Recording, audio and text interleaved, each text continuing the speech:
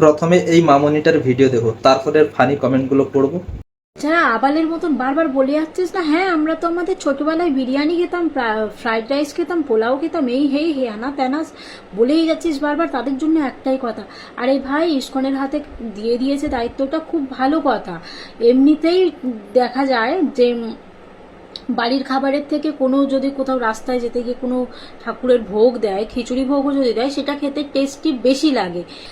Heavy খাবার দিত না ভাই স্কুলে, এই যে আগের সরকারও যে দিত মিড ডে মিলের ঝোল পাতলা গড়িয়ে চলে যাচ্ছে, সে আমরাও জানি, তোরা যারা বলছিস তারাও জানি, সেটা নিয়ে প্রশ্ন নয়, আসল মুদ্রাটা বোঝার চেষ্টা কর, তারপর ভৌ ভৌ ভৌ ভৌ করবি।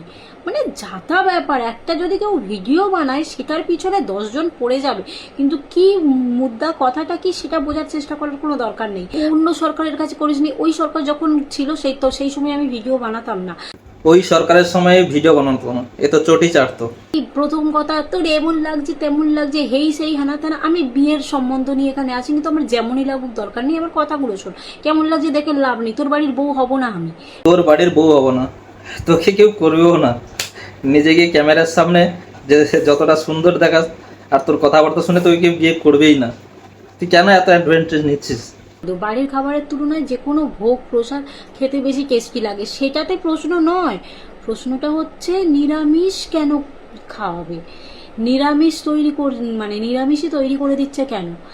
আর এর প্রশ্ন ইসকন নিয়ে নয়, এর প্রশ্ন আমিষ কেন হবে না, ওটা সরকারি প্রতিষ্ঠান।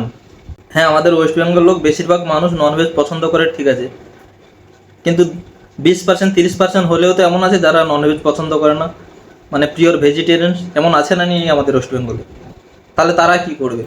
বা এমনও কেউ আছে যারা কেউ কিছু বার তিথি পালন করে যাদের বাড়িতে, সেই দিন তারা নিরামিষ খায়। তো তারা কি করবে স্কুলে গিয়ে? তারা তাহলে খাওয়া দাওয়া বন্ধ করে দিবে? প্রতিবাদ করতে হলে সেই সময় প্রতিবাদ করা দরকার ছিল।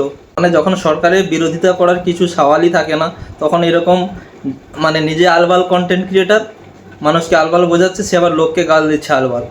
যারা ননভেজ খায় না তারা ভেজ খেতে পারবে, কিন্তু যারা ভেজ খায় ননভেজ খায় না, তারা কীভাবে ননভেজ খাবে? এটা আমাকে বোঝাতো। আমাদের তো ভোটের আগে কথা হয়েছিল যে না বিজেপি সরকার আসলে যে নিরামিষ খেতে হবে এমন কোনো ব্যাপার নাই, ডিম মাছ মাংস সব খেতে পারবে।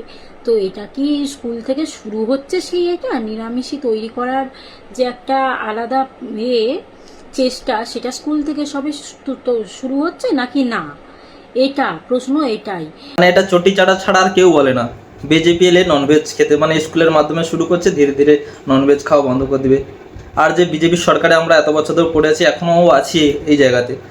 যারা এই ভিডিওটা দেখছো তারা যদি বলো আমি এখন গুড়গাঁওতে থাকি, তো এখানে কত এখানে তো মানে সরকার অনেক বছর ধরে আছে, বিজেপির সরকার।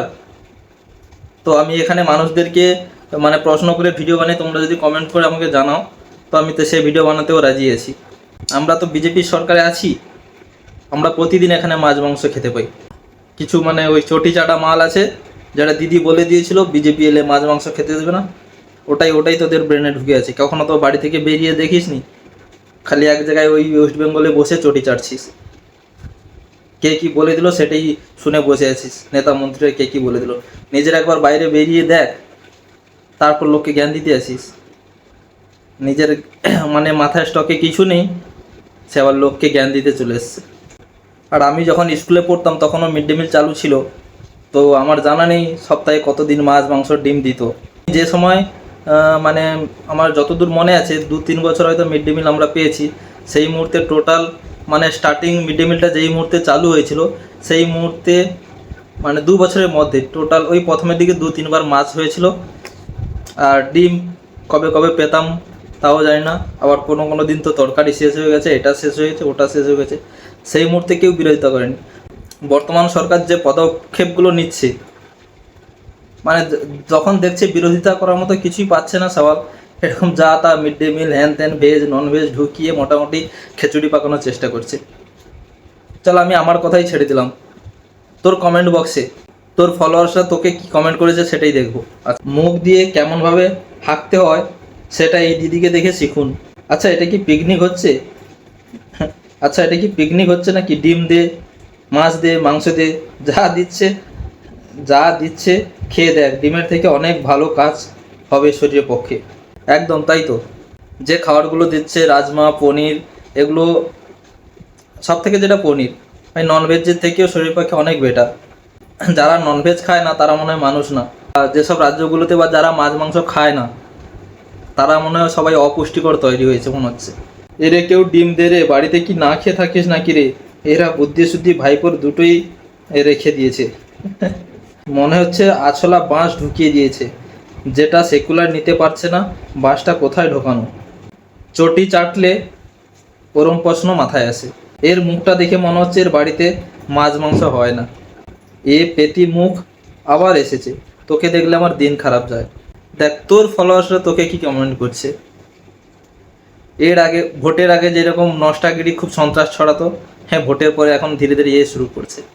নিজেকে একটু শুধরানোর চেষ্টা কর। মামনিকে একটা উপদেশ দিচ্ছি, ভিডিও বানাচ্ছ বানাও, সরকারের বিরোধিতা করো, সরকারের বিরুদ্ধে প্রশ্ন করো, খুবই ভালো কথা। কিন্তু এরকম আলবাল প্রশ্ন নিয়ে এসে আর দর্শকদেরকে আলবাল বলবে, সেটা ভাই আমরা ভালোভাবে নেব না। জয় হিন্দ, জয় ভারত।